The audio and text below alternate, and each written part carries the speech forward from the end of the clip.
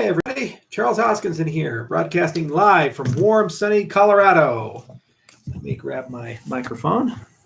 Okay. Can everybody hear me all right? Looks good? Okay, let's begin. So I just got back. I've been traveling like crazy. I was in New York and I was also in Mongolia. Unfortunately, I caught some stomach problems in Mongolia, which moved over to New York, and I wasn't able to continue my trip. I was supposed to go to Germany to Eurocrypt, and I decided to come back home and recover a little bit. But I'm definitely feeling better, and just get through the slog and get myself all ready for June and July. Those are my last two big travel months, and then after that, my goal is actually to stay home for the entire year or a large chunk of the year. So I'm not going to be traveling to many events or conferences after July. It's mostly health related, but also I'd like to focus on a few IOHK matters and less on external matters because we have too much deal flow. And now it's time to actually start executing on those deals as opposed to building relationships and so forth. But anyway, guys, it's good to be here. Good to be back. The weather is terrible in Colorado. We have dreary rain coming down, and it was hailing a little earlier, and I had to quickly get my car in the garage, and we built a chicken coop for all those little chicks because they're growing up. We also found out there's a terrible raccoon problem, and unfortunately those chicks could be eaten. So I got some advice from a bunch of different ranchers, and they told me to get some geese, and apparently the geese keep the raccoons away. So it's an experiment, but we'll find out if it works. All right, well, Seiza just came out. That's a block exchange explorer from Emergo. Real super excited about that. The recent Cardano Effect episode number 30, starring David Esser, made a lot of comments about the Cardano testnet, as well as the Shelley roadmap. The 2020 roadmap, we completely redid the whole website. We reskinned it, reshelled it. It's broken into stages. So you have Byron, Shelley, Gauguin, Basho, and Voltaire. In each of those stages, there's a litany of information associated with them. So for Byron, it's just going to talk about, well, what did we accomplish and how do you actually measure success? And then we'll transpose that onto Shelley for the goals of Shelley. And then where are we at currently in Shelley? And then the same for Gauguin and so forth. So that's a living document, and it's going to be kind of built up over time. And it's going to be a lot of fun to see that evolve pretty rapidly. As he mentioned, the hope is to get the Cardano testnet rolling in June. So a lot of work has gone into that. There's a lot of pieces coming together now. So if you follow the weekly reports on the Haskell wallet backend, June 7th is when the new database is coming in for that. So we're moving the SQLite from ACID state. And then also we should have a preliminary connection of the Haskell wallet backend with the Rust code. And that's required for the Rust code to talk to the GUI. So it's important to understand the first version of the testnet is a command line interface. It's not a GUI testnet, but obviously as the final product, we require a GUI connection. So the Daedalus team has been building stuff, and the wallet backend team has been building stuff, and the Rust team has been building stuff, and they're all going to come together at some point. And right now they're coming together and pretty rapidly. So look for that in June. The State Pool Task Force should have already had a survey come through. If not, it'll come through soon.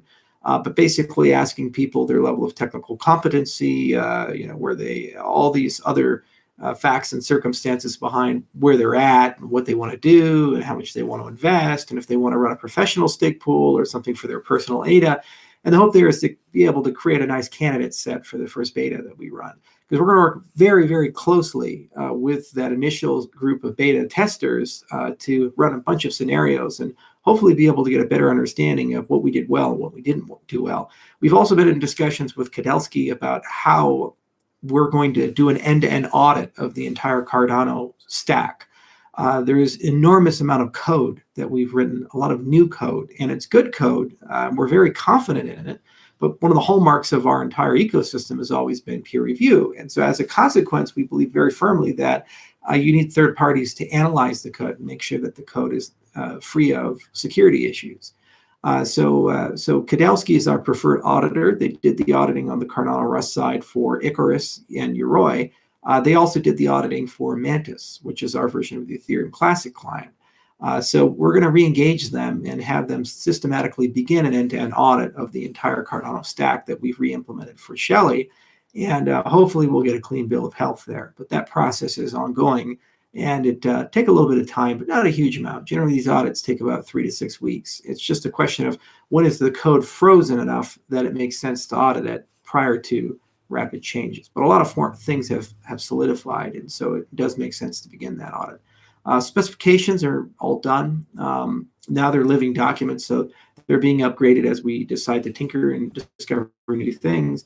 And the formal methods team's already starting to move on to future stuff related to Goguen and related to future releases like Ouroboros Chronos and so forth. So those things are looking pretty good as well. So anyway, it's the slog. This is the most difficult part of any software project. You spend this huge amount of time building stuff, and then you get to that last part where you're actually ready to push something, and it's just this endless walk through mud as you get to it, because there's a lot of little things you didn't think about and a lot of little things that come up towards the very end. For example, we're going to probably need to make a slight tweak to the OBFT implementation that we currently have, which means we're going to have to issue a hot patch to 1.5. So look for 1.5.1 in the coming weeks.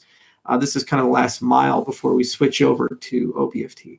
So we'll make a dedicated announcement about that. But that should be the last tweak that we have to make on the Byron code side, and everything else looking forward is going to be Shelley code. So yeah, that's where we're at. Overall, pretty happy with the way the engineering teams are working. David, Jer, Bruno, and Chris Greenwood are kind of a power team, and they're doing a good job. I got 3 demos this month on various different Haskell Cardano things, and we're going to be getting 2 demos next month on Cardano Haskell stuff. And the Rust team has been giving us regular feedback, as has the wallet backend team as well. So the feature demos are looking pretty good, and we're already having discussions with Tim and product marketing about how to open up these demos that we have. And hopefully we'll be able to do that in June after the roadmap comes out. But if not June, then July. And then it'll be a regular event where every month or so we'll have some form of a demo. And basically how that runs is it's like a Google Hangout. Somebody's screencasting and they're showing a particular feature, talking around it. And there's people there asking questions and so forth. And we might do a 2-model one where we do one internal and then we rebroadcast it, maybe even do it as an AMA style format. So we're still trying to figure out the best format for that. But the way we've been doing it internally is a big hangout with like 20, 30 people in it. And then they basically do a feature demonstration of some part that's complete. Like this is us syncing to the network or downloading blocks, or this is a demonstration of new format that we have, or any of these types of things. So look for that. Okay. Now, anyway, let's get to the questions. I have a nice touchscreen here. And I hope you guys like David Esser. He's a really cool guy. He's been doing products now for about 30 years, and he used to work in the Valley. He actually lives on a houseboat now, so it's hard to find him, but still hangs around the San Francisco area from time to time. And David's actually not only built stuff, he's sold the stuff he's built and had successful exits. So he tends to look at things in terms of a minimum viable product and milestones and these things, and he's working real hard on that roadmap. Okay. And thank you, Cardano Effect guys, for having David on. It's always nice. Sorry I couldn't make it. I was running around New York at the time. All right. Is Ada looking for STOs to be put in the ecosystem? The answer is that we do anticipate tokens to exist within Cardano. In fact, Cardano from the very beginning was always engineered to be a multi-asset ledger. So we have this idea that there's Ada as the native unit, but then there's going to be other tokens that exist in the system. And then there's a question of, well, there's really kind of several parameters you can look at. Now, one parameter is the parameter of fungibility. So basically that means, are all things the same, or are they different? So, for example, this is a headset for like Master and Dynamic or something, and these are little earbuds. Well, they're relatively fungible. If I buy these, I should be able to go to the store, buy an identical set, and my user experience should be the same. Whereas other things like this notebook, after I've written in it, that's not fungible anymore, because even if you go and buy another one of those notebooks, you're not going to be able to replicate what I've written in it. It's a non-fungible asset. So people, artwork, all these things like the art in the back, that's not fungible. It's one of a kind, or it's part of a small set. And variations actually make a big difference in the value and the contractual relationships to the item. So any good token system should be able to support a fungible standard and a non-fungible standard. So for example, with Ethereum, they have ERC20. So one Augur token or one EOS token that was on the system were identical to each other. There was no story behind that would allow you to differentiate between the two, unless you were purposely attaching metadata to the system. The other side of it is non-fungibility. So let's say you tokenize a soccer team. Well, one soccer team would be very different from the other soccer team. For example, going in July to finalize the acquisition of the Jinja Hippos, which is our team in Uganda. That team is a very different team than the Colorado Rapids. I'd love to say the Hippos are as good as the Rapids, and one day they will be, but today they're not. So we have to work real hard, but there are certainly facts and circumstances that are different there. So even though they are both soccer teams, they're different teams entirely, and so they're non-fungible. Then the other axis is the regulatory collections on the token. So is it an open, unrestricted token, meaning that Alice can send to Bob with no restrictions, or is this a token with facts and circumstances and stories connected to it that would restrict the transference? Like, for example, can Alice only send to Bob when Bob consents, or when Alice gets special permission from the issuer Bill of the asset?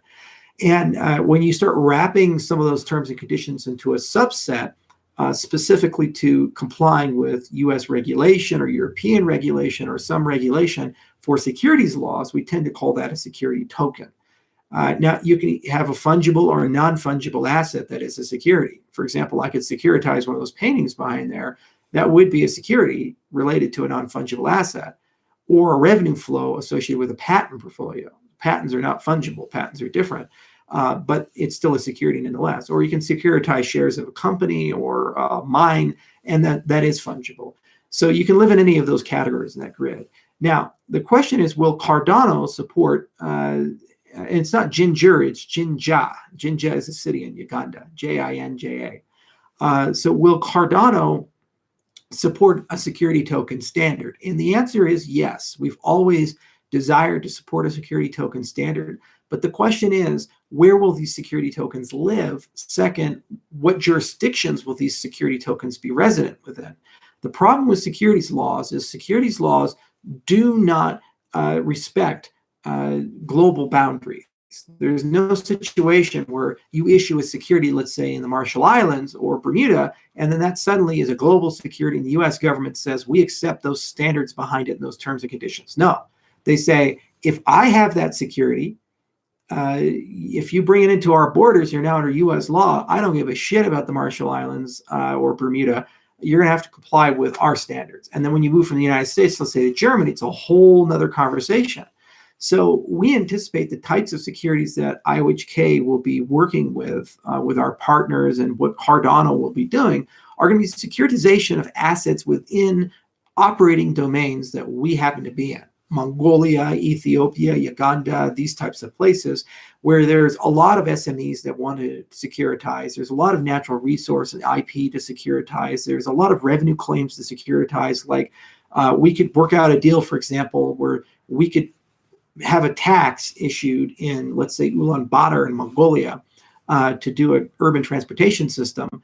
And basically we could issue debt against a revenue claim of those bonds, and then collateralize that with natural resources in the Gobi Desert. So you can do these very complicated securities and different issuer and audit relationships and so forth. But that type of a deal we wouldn't structure, let's say, in Seattle or Oregon.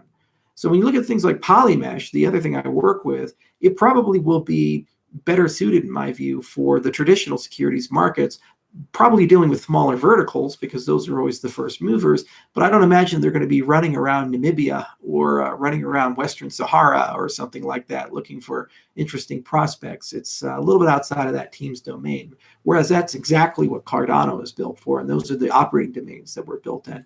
So there, it's actually less about adherence to, let's say, US regulation or European regulation. And it's more about just getting the claims right and just getting the audit trail right and getting interoperability with things that would enforce that audit trail, those data sets that would enforce that, and potentially also wiring it into international standards. Like, for example, some of these securitization plays that we make would potentially be connected to third parties like the World Bank or the Asia Development Bank, or let's say the World Food Program, basically saying if they default, well, we'll cover that. If that voucher defaults, we'll cover that. That's not something you would normally see if Microsoft was issuing stock or something like that. So they're kind of a different markets and different things to play in. That said, there's a lot of common DNA about how do you handle identity, what type of DSL do you use to write these types of contracts, and how do you port them into a machine understandable system. So I see a lot of cross-pollination that can occur. And of course, I'll always make my best case for people who are on Ethereum and they want to keep their tokens in that kind of layer 2 solution to migrate over to Cardano once available. But I don't really have control over that. That's a business decision on their side. Okay.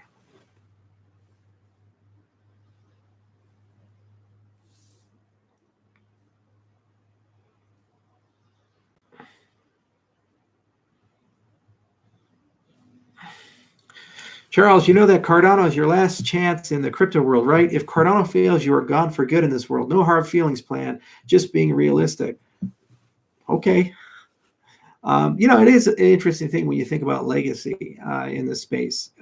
Cardano, in a way, is already an enormously successful project. There are thousands of cryptocurrencies, and I know of at least 2,998 of them that would love to switch places with us and be in our position. We're in the top 10, and we have a lot of traction and interest. And furthermore, we earned it. This is not by accident. Nobody gets into the top 10 because they just stumbled into it. There is an enormous amount of collective research that's been done, of code that's been written, a community that's been constructed. And we've solved big problems. We've solved proof of stake. We've solved side chains. I would argue we've built the best programming language in the world and the most coherent vision in the world for how to write smart contracts. And there's a certain degree of inevitability behind what we've done. It's not a situation like with Casper where they're just grasping at what do we build and how do we get people behind it. It's a situation where we know where to go. We have the map, we have the people, we have the provisions and the supplies. And, sometimes the weather's bad and it takes us a few extra days to get through that valley, or the road's washed out and we have to take a detour through. But it's never been a situation where we've woken up and said, we don't need to go to Dallas, it's Phoenix, and we got to completely change the road. Or a new city, and we have to figure out which one that is. We know where to go. We know what to do to get there. So whether we get there tomorrow or we get there in 6 months, I don't really care, because we're going to get there. And when we get there, everything changes, because the conversation is no longer when Shelley, when Gauguin, will they do it? The conversation will be, how can you compete with what these guys have done? And the only way I would argue to compete with us is to become like us. So you have to start using research and do peer review. You have to start using formal methods. You have to up your code game and raise the software quality. You have to be more honest and transparent, and you have to be more open with people, and you have to have people respect longer timelines. And even if that means that Cardano doesn't somehow win that, I get to go off into the sunset knowing we fundamentally changed the entire culture and ethos, scientifically speaking, engineer speaking, and product speaking, for our entire industry. And that's a win, because ultimately the people who win are you, the consumer. You get better products, your products solve real life problems, and we all move on. All too often people think in terms of, well, it's win-lose. So either Charles wins and Vitalik loses, or Charles loses and Vitalik wins, but there's no notion of win-win in their mind, where we all can win. And the reality is that if Cardano ships the things we want to ship, and I feel it's inevitable, it will happen, then the entire industry will be victorious as a consequence. I personally believe, because we have the most professional team, the best community, and frankly, we're getting better every day at what we do, and funding's not an issue, that we will eventually win the long race. And Cardano will become as big as Bitcoin in terms of user impact and corporate impact, and uh, adoption. So we'll have millions of users. The other thing is that we're the only project in the space that seems to actually understand how to create channels to move millions of people into the crypto space. The deal we're negotiating in Ethiopia, should that conclude, that's 6 million people. The deals we do in Mongolia, that's 3 million people potentially. You know, there's millions, and these are one deal, and we can do dozens of them once we have that ball rolling. So it's very easy for me to bring 50 or 100 or 200 million users into the cryptocurrency space. And it's not 2009 where their only option was Bitcoin. They're going to go and look at Cardano. That's just where we're headed. And whether EOS is successful or Ripple is successful or any of these guys are successful, that has no bearing on our ability to bring these people into the space. They're just coming. And when they come, it's going to be great for us.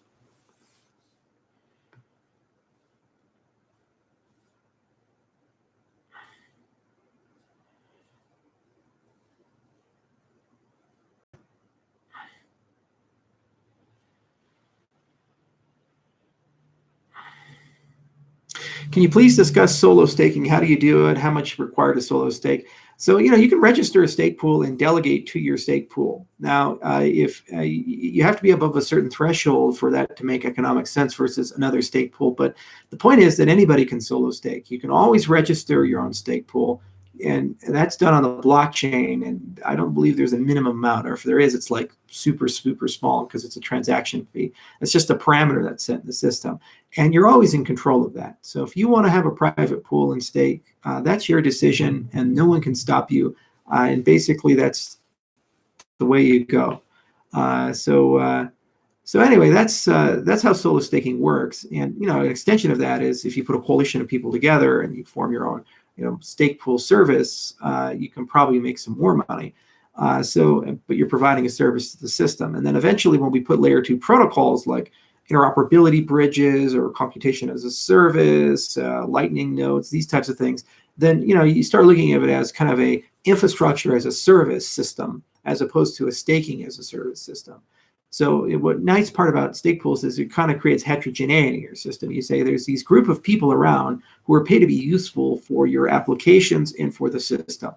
And the more of them, the more secure those services happen to be, and also the better market forces that those services have. So basically what Cardano does is it creates that class of people, and then those people double dip. People drive it, and at some point they need gas stations along the way to refuel. But when you open up the gas station, you're not just a single product entity. You start saying, well, I'm going to sell Doritos and sell cigarettes and condoms and aspirin and these things, because I can make money, because people sometimes, while they're fueling their car, go and buy something that they need. Well, that's the exact same thing with a stake pool. The existence of Cardano creates these roads, and then you need consensus nodes to run the system. The natural configuration is towards some degree of federation, but then those operators will recognize they have a business because they have people offering additional services in the system. And then it just becomes a self-sustaining economy. Okay.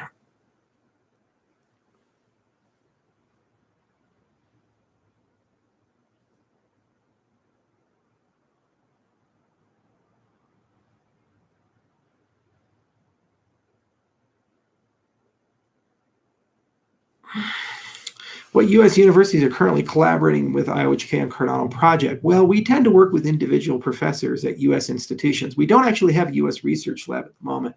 We explored it. We looked at Cornell. They never got back to us. And this was years and years ago before the Edinburgh relationship. So they went on their own direction, and they're actually a research competitor of ours now. That's okay. That's the way the world works, right? Then we looked at University of Illinois, and we actually had discussions with University of Illinois Urbana-Champaign about setting up a lab. And we went about different ideas, but so far it's been more economically viable for us just to subsidize particular or co-author papers with particular professors at that institution. So we worked with Pramod Viswani, and we financed Dandelion and Dandelion++. And he's given us another proposal, and we're right now reviewing it for some network research. And we also have co-authored some papers with Andrew Miller out of that university. And then, of course, there's various other U.S. institutions from time to time. Like we work with Alex Russell out of University of Connecticut, And actually, he's one of the co-authors of the Ouroboros line, and he's done great work with Agalos, and we're real proud of that effort. And we also did some work with some subsidies with Huncheng out of Virginia Commonwealth University. But most of our academic core is actually European, and mostly within the UK. And then our second major hub is in Switzerland, followed closely by Greece and University of Athens. There's no reason why we couldn't collaborate with U.S. institutions, and there's certainly a lot of really interesting ones. Like Stanford, for example, has a good lab, and Bonet is a legend. And also University of Maryland has John Katz, and we know him, we're friends with him, he spoke at our conference. But for some reason, it's just been a lot easier with us to work within the European academic circles. And to be frank, the academic quality of both of them is equivalent. There really isn't a substantial difference. It is a lot nicer going to European conferences. The wine is better, the cheese is better. And I just find it a little easier to actually negotiate work with European institutions than I find work with American institutions, especially with the overhead. We talked to certain Ivy League schools about setting up a lab, and they were giving us overhead numbers at 60%. In the case of Edinburgh, I think it was less than 20%. And plus the Scottish government came in on funding. So identical quality, and I'd argue maybe Edinburgh is even better, yet 1/3 of the overhead cost. Overhead is basically saying for every dollar, a certain amount goes to the university for other things like the gender studies program or whatever. And that's just wasted, lost money. So you have to overfund something to get your amount. So when you're told that for every dollar comes in 60 cents is going to go for stuff you didn't pay for, that's a hard pill to swallow. So it kind of left a bad taste in our mouth for working within those circles. But certain other U.S. institutions have been very open and actually willing to make that overhead quite small. And at some point, we will do something. We often joke around the office about setting up a lab at University of Hawaii, to do our really hardcore research. We have to go out there for a research summit for 2-3 weeks. That's when we've lost our passion.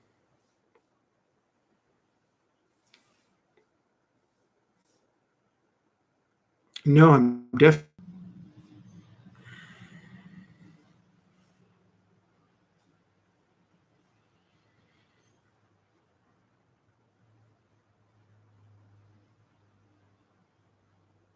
Why would someone pick ADA over Ethereum in terms of technology? Which benefits provide ADA? The reality is that we have a better smart contract model by far. First, because it understands intrinsically the difference between on-chain and off-chain, and it doesn't kind of wire the off-chain on as an afterthought. To be fair to Ethereum, this was not something that was super thought out before Ethereum launched, but it became evident that you needed to have an off-chain story. So you had all these people say, we're going to go replace the Uber or Airbnb. And they say, okay. So they say, well, what about all those pictures you take for your Airbnb places? That's terabytes and eventually, petabytes and eventually exabytes of data that people are going to be for videos and pictures, these things, when you start looking at millions and tens of millions of homes, and it's dynamic. People are updating them all the time. You say, oh, okay, so every time you want to register a property, you have to spend $5,000 to permanently store all your information on the blockchain. You say, oh, no, we'll just store a hash of it. Okay, if you do, well, then somebody has to have the original data to pull from. So where is it? It's at a server, and that server is outside of your system, right? So somehow you have to wire on that server and make it interact with the on-chain code so that when the user fires up their dApp, they're getting both the on-chain code and the off-chain code, and they're running both of it, and they're interacting with each other in some way. So you have a cohesive user experience. Because at the end of the day, you're competing with Airbnb. So, you want it to be like that. You want to have like a website. You want to be able to navigate. You want it to come to you quickly. You want to be able to see reviews, all these things. You couldn't care less that it's decentralized. You want this and you want it to work. The people who care about it being decentralized are usually the people who are renting, because in some cases they get shut out of markets due to regulation. Like, for example, the hotel lobbies will come together and say, oh, there's too many Airbnbs in our jurisdiction. Or in the case of Uber, the taxi lobbies will come together and say, oh, these guys need medallions, or there's too many Ubers and they're somehow hurting the street. God forbid that people are allowed to drive their friends around. So they get that stuff banned. And then you create these decentralized applications as kind of backdoors into the system that allow you to circumvent those evil regulators. So anyway, the problem is that you need this off-chain solution. The minute you have off-chain solution, someone's running that code. you require additional infrastructure. And if your system is not aware of that off-chain code, then you have to monkey patch it in, and it becomes a debugging nightmare in practice. Because you every time you want to debug something, you have to interface with a test net, and then you have to build all this infrastructure for it. And once you've built it, it's not reusable. And then Bob over here, when he does his app, has to go through that entire nightmare again. So you see things like Web3 and Open Zeppelin, and there's frameworks that Consensus has come up with that have tried to make that an easier experience, and they've done a somewhat decent job of it. But it would be really nice if your entire programming language was built from the ground up to have a very nice story about what runs on blockchain, what runs off blockchain, and you have a single source for all of that, single unified development experience for all of that. And then for the financial transactions, to have a domain-specific language that makes it super, super easy to model that, so that where you have the most likely part to screw up, you have the simplest code, so you can read it many, many times and verify that things are right. And you can use very sophisticated testing techniques because it's Turing incomplete at the financial transaction level. So when you look at that whole stack, it's batteries included. So to me, it makes a lot more sense for the types of applications that we've seen in Ethereum to try to restrict the model a little bit to a beautiful batteries included experience. And we have some evidence of that. For example, the success of Ruby on Rails. That Ruby wasn't trying to be everything to everyone. That was what Java was trying to do. They were just saying, we're going to be very opinionated. Here's the experience you're going to have. Take it or leave it. And it exploded. It was very successful. And it was a great model. And then a lot of people emulated that model for their particular growth curve. Meteor is an example of that with JavaScript and so forth. So it's not the end all be all, and it's not going to be everything to everyone. But if your goal is to get to 100 good dApps, or 200 good dApps that really showcase the power of the system and are useful and have a great user experience, start there. And then innovations in computer science and gradual iterations of the system will allow you to open the system up and be interoperable with everybody else. And that's why we were exploring things like K and Yella and the KVM. And that's why Vitalik's looking at things like WebAssembly and so forth. And those will come. But let's get to 100 good dApps that are really, really great. And what I want is wonderfully trained engineers who have a lot of experience and they know what they're doing. Because here's the thing, if they screw up, they usually don't get blamed. I get blamed. Look at the DAO hack. Vitalik got blamed for that. It wasn't his fault. There was no systematic broken flaw in Ethereum that had a backdoor that DAO hackers were able to use. It was just badly written code because the Slockit guys didn't know what the hell they were doing. And their mistake permanently tarnished the reputation of Ethereum. So I would much rather have a framework that gives us a high probability that whatever we end up implementing, whatever people end up building, there's a very low chance that those things are going to have systemic flaws in them that are very serious on the scale of parity bug or the DAO hack. So those 100 good dApps that we create, great user experience, they're very sandboxy, and people like them and they don't have flaws. Then we get the brand, the reputation, and we can build from that. And it's very easy to get then from 100 to 1,000 to 10,000 to 200,000 and so forth. And what's really exciting is also the interaction between permission systems and permissionless systems. So for example, the Ethiopia Coin project or the air quality pilots or things like that we're thinking of doing, these will likely have a Cardano component in addition to an Atala component. And there'll be a seamless movement of information, state, and perhaps value between these types of ledgers. And if that's the case, then it gives us a really nice blueprint for all builders to do the exact same thing on their side. And then over time, more sophisticated protocols will be put in, like our sidechains protocols and also our MPC protocols, which will allow additional features above and beyond what Ethereum provides. Furthermore, we have a better infrastructure idea. For example, Ouroboros Chronos and Thos will allow our own timekeeping service, so we can throw out NTP, and also our own random beacon service. And then when you start thinking about that, you can start adding more and more decentralized infrastructure. And that just becomes pluggable for the dApp developer or for the sidechain to use as they're building their experiences. And they don't have to reinvent the wheel every time, as they're currently doing with Ethereum.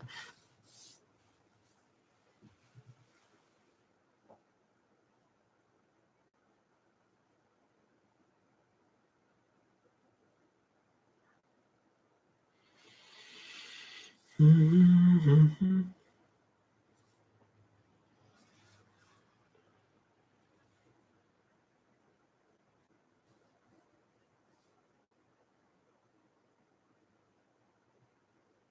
In terms of real estate, we did talk to Step Group, and they're tokenizing all kinds of things in Mongolia.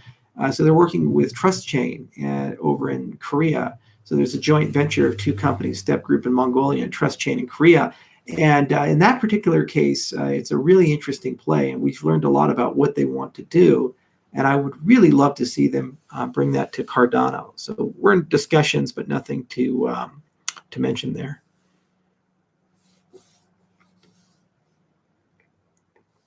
The Pink Floyd poster is in the basement. And no, I'm not fake Steve Jobs. I'm Charles Hoskinson. And I guarantee you Steve Jobs would want to be me. I have a much better life.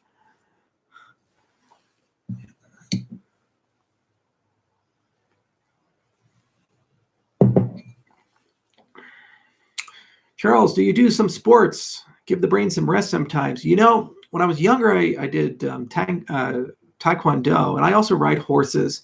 And I used to do jogging and mountaineering and all these things. And I've gotten fat and old. And that's part of the reason why I want to stop traveling as much. I also used to play the piano. I played for a long time, but my hope is to get back into it. So it gives me something else to do, and just instead of just sitting down and stressing out about things.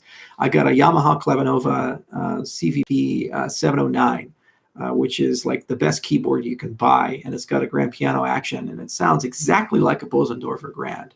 9-foot grand. So I'm very excited about playing that. I think it's going to be a lot of fun.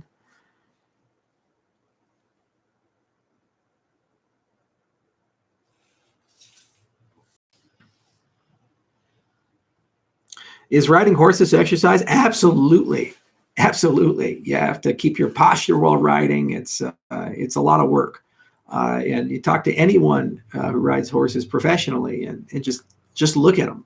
You'll never see a fat cowboy or a fat dressage jumper. Charles, have you bought any Lamborghinis yet? You know, this is an interesting question. So do you guys know the origin of Lamborghini? Lamborghini actually used to make tractors and farm equipment. He was an Italian guy, and he was a big fan of Ferraris, and he didn't like Ferrari very much. And so, he sent him a letter and said, hey, I love the idea, but you really need to improve your cars, and here's a bunch of suggestions. And Ferrari sent back, like, basically Italian for go fuck yourself. I think it was like Faffanculo or something. And so Lamborghini got so upset by the response that he decided to stop making tractors, or at least put that as a side business, and start making exotic cars himself. So it's just the standard Italian supercar story. But you can still find on market Lamborghini tractors. And one of these days I might actually get one. I got a John Deere outside, and it would be really funny to say, hey guys, I finally got a Lambo. And you'd be like, wait a minute.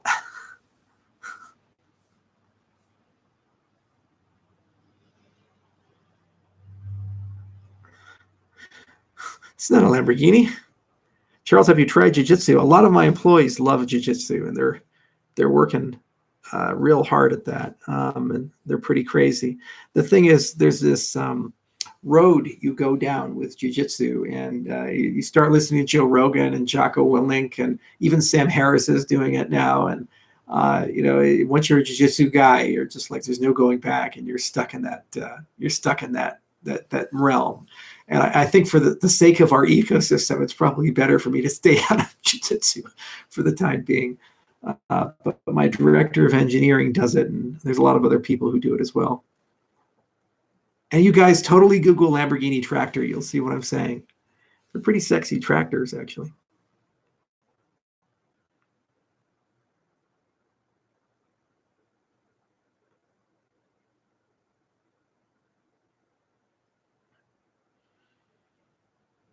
Yes, I do hold Bitcoin.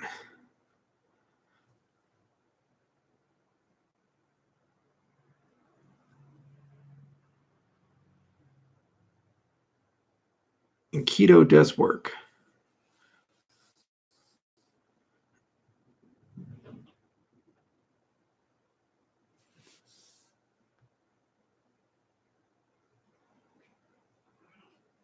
When will Beef Chain utilize Cardano? I'd love to see the Beef Chain guys move over to us. They'd be a great launch partner.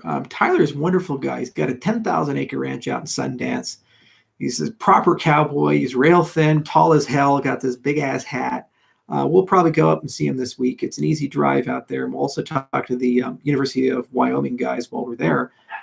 And basically, beef supply chains are super useful, not just for Wyoming, but they're actually useful for Mongolia and for Ethiopia and other places because they can't sell their beef.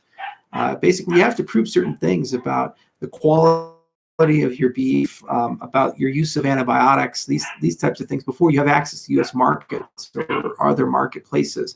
So it's really expensive. In some cases, more expensive than the value of the beef itself, given the infrastructure they have. So if we have a great blockchain-based system that would let you prove these things out, it would be super desirable to Mongolia and to Ethiopia, and also it'd save a lot of lives because they have a lot of adulteration problems and expired meat. All these open-air butchers. There's 5 animals in Mongolia constitute over 80% of their agricultural business. There's camels, sheep, goats, horses, and also your camels, sheep, goats, horses, and beef. And so that's what I was just talking about. You see, getting tired. And they call that Tavan Koshumal, and it's basically and anyway, cashmere is their biggest industry by far. If you ever drive through the countryside, you'll just see huge mountains of unprocessed cashmere, and they send it to China through the Gobi Group, and they harvest it and refine it, and then they go ahead and sell it to the United States or Italy or other places for final processing, and they sell it for pennies on the dollar to the processors in China. And if they could just do that locally, it'd be really profitable. It's the same for the beef. They have access to Russian, Chinese markets and a little bit in Japan, but they really don't sell it for much. And there's mostly just internal consumption.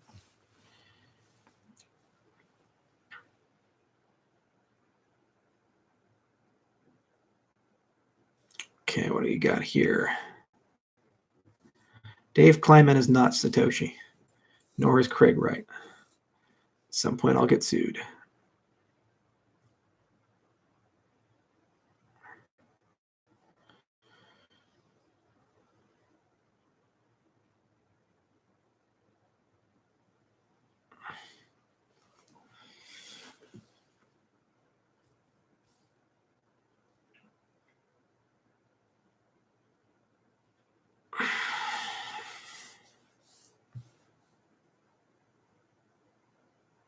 Yeah, the Uganda conference. So I am going to Uganda in July. The president's going to be there. Royal family will probably be hanging around. A lot of people will be there. So it'll be a fun experience and we'll enjoy it. Got to do the stuff with the hippos and then see some of the gorillas. So that'll be fun too. And, it's a good marketplace. We're probably going to do a course there. It's a lot smaller than Ethiopia. And that's nice because Ethiopia is just so big and it's really, really hard to do business and navigate those markets. It's just whenever you deal with 106 million people, 15 million smallholder farmers, lots of diaspora, a little bit of political uncertainty, and a huge amount of direct foreign investment. It's a somewhat fragmented business environment, and then you have this kind of blending of the old and new. Whereas in Uganda, things are a bit more politically stable in the respect that you can get a certainty if you deal with the right actors. It's not necessarily the best environment to operate in, but it is an open environment, and they will be going through a transition at some point, as will a lot of these Central African countries. So it'll be fun to go there and spend some time and kind of get to know the people. I've never been. I've been to Rwanda, but my director of African operations has been to Uganda. No, Hedera Hashgraph is not a threat to ADA. My opinion is that anything that is patented is not a cryptocurrency and is not a threat to cryptocurrencies. By definition, you are not a cryptocurrency if somebody owns the intellectual property behind it and has the ability to prevent someone else from using it. Because by definition, you're centralized. So you're a digital token. You may have a lot of merit. You may have value. It may be an interesting system, but it is not a cryptocurrency if somebody controls it, one person or a company.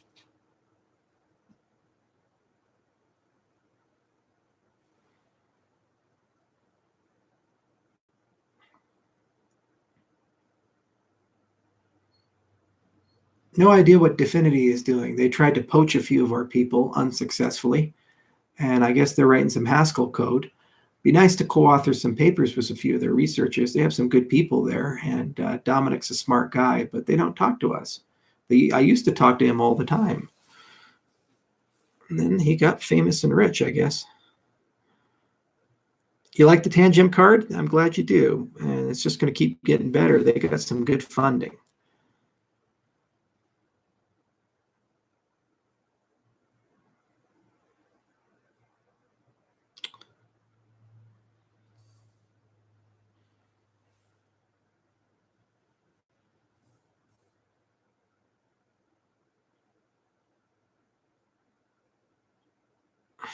I'd love to have some stake nodes in Chile. Actually, Nico, the CTO of Emergo, is from Chile, and I keep getting invited to go down to Santiago, and they invite me during Frontier Days. And I'm like, guys, move it 1 week and I'll come, and they'll never do it. So I'll see if I can come down to Chile this year. But wonderful country, love the countryside. The vineyards there are beautiful, and it's a lot of fun just to hang out and relax. But we have some strong roots there. Our IOHK is more on the Argentina side. We have a big office in Buenos Aires, and that's where almost all of our Scala development, along with Poland, is done in those two countries.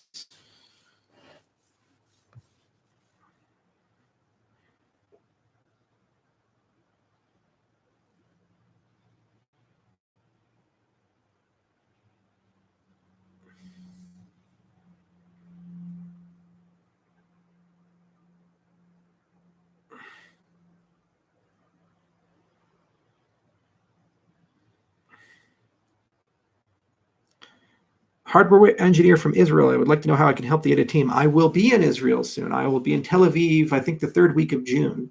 I'll announce the dates ahead of time because we'll do some sort of meetup group and community event. And I'd love to see you in person. So if you happen to be in Tel Aviv, just come on up and let's chat. We're always looking for good talent. And I love Israel. It's a great country to spend some time in. Will ETC and ETH be supported by Daedalus eventually? Daedalus is planned to be an app platform, so it's supposed to be a universal wallet, and it's supposed to be just one-click install for a lot of things. So at some point, I'd like to be able to just say, here's an Ethereum wallet, click. Here's an ETC wallet, click. As for native support within Cardano wallet itself, that's not on the mission-critical path this year. We just need wallet features like multi-sig hardware wallet support, light wallet, bootstrapping, CSV export. There's like dozens and dozens of features that need to come, and they've been stalled up by the complete rewrite of the backend. But once all that's all done, it'll be very easy for us to roll out features like Yoroi does very quickly. And my goal this year is just to bridge that delta and exit the year with the best wallet in the world. Then it'll be pretty straightforward for us to support new currencies. We've already abstracted the UTXO layer of the system to a point where it's now a universal wallet. You can just reparameterize it, and the wallet backend could theoretically be used as a Bitcoin wallet or a Dash wallet. And we can eventually do the same thing on the accounts-based side, and then we can do that for Ethereum and so forth. So it's not inconceivable that we could offer support for lots of assets very quickly. That, it's a business decision.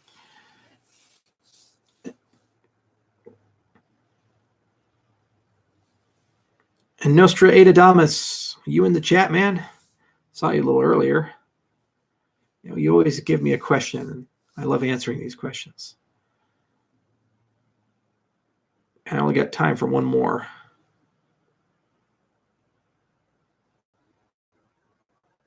You're there. You got any questions for me?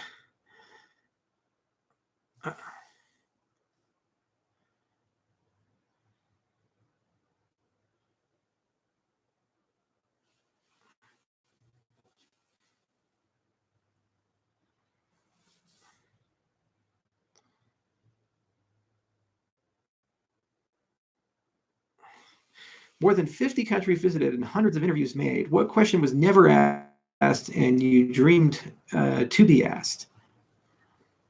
Interesting question. One of the places I've always wanted to go, and I've never had a chance to go there, was Iraq, because I'm a big fan of Mesopotamian history. In fact, I actually have cuneiform tablets here, so I'll show you some of them. And this one's really cool. This is actually a calculation tablet. So basically, it's used to do math. There you go. And anyway, I would always wanted to go to Babylon and actually see the Tigris and Euphrates River. And it's damn unfortunate. It's just such a politically volatile area. Come on, camera. Focus on. There we go. Camera got stuck in a bad focus. And, I would have loved to have been asked, questions related to kind of the drift of ideas. This is why I'm big fan. The ancient world, they would speak Aramaic or Akkadian or, some language like Sumerian. And these were lingua francas. And for hundreds of years, the dense trading networks, political intrigue. You ever watch Game of Thrones? It was like that. About the dragons and the zombies and these things, but it was like that. There was intrigue, there was poisoning, there was religions and all kinds of bizarre things going on. And if you lived in those time periods, we took you and teleported you there after 10 or 20 years and you acclimate, you'd get involved in it and it would be as if you're living today. And if you took someone born in that time period and you brought them here to the modern times, they would grow up and be like just you and me. So, one of the things we don't seem to do is we don't seem to reflect enough as a society. We don't seem to think enough about where did we come from and the things that we got inspiration from, like the biblical story of the flood. This is not something that was invented in the Christian Bible. It came from Mesopotamia and India. And it's the same with hundreds of tales and stories and political ideas and intrigue.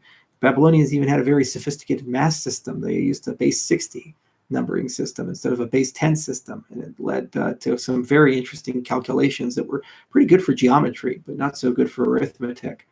So the question I always wanted to be asked was, more of a question of, if we had to look 2,000-3,000 years in the future and we look back at where we're at today, would it be like what we do when we look back 4,000 or 5,000 years to the Babylonians or the Sumerians or, to some ancient culture long removed? Or would we be somehow distinctly different? Like we started a thread that they continued? Or would our culture look just as alien?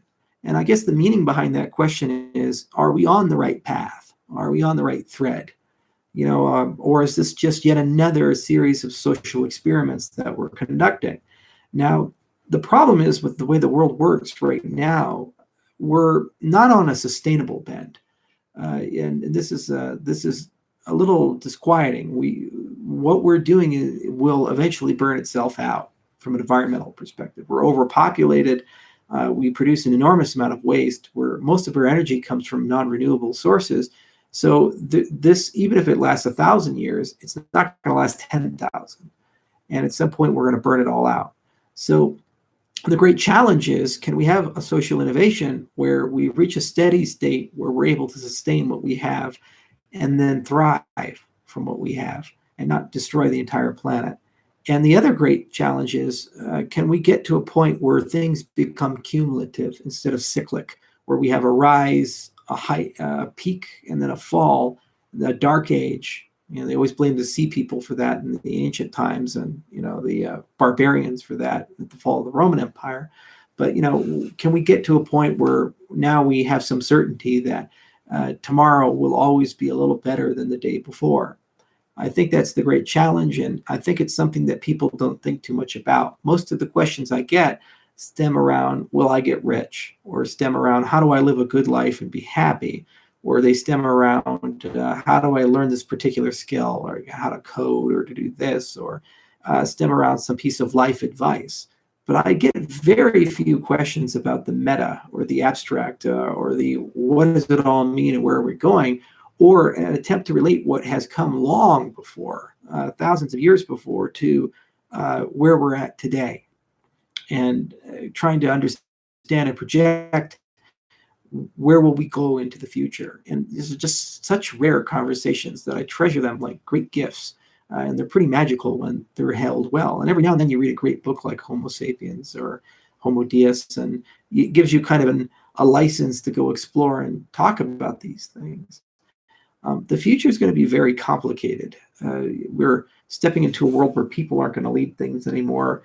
The smartest among us won't even be human, where we're going to have neural lace in our brain, and BCI will be normal. We're stepping into a world where our species will have to deal with the consequences of instantaneous value and information, and to a world where your reputation can be built or destroyed in a matter of seconds, and into a world where no matter how brilliant the individual effort is, the collective effort will overcome it rapidly. For example, collectively, the fans of Game of Thrones probably could write a significantly better season 7 and 8 than anything that George R.R. Martin or Dan and David could come up with. And so we're moving towards that world, and we're not really sure how to live in a world like that. And will that world's existence invalidate all the things what we have to there? There wasn't a bridge with the Babylonians, and there wasn't a bridge with the Romans. We had to start over and do something new. But there may be one for us. Who knows? I wish I was asked that question. It'd be a fun question to talk about. Usually it's just win limbo. Anyway, you've been great. It's a short AMA. I got a meeting in 7 minutes, so I got to go. Bye, everybody.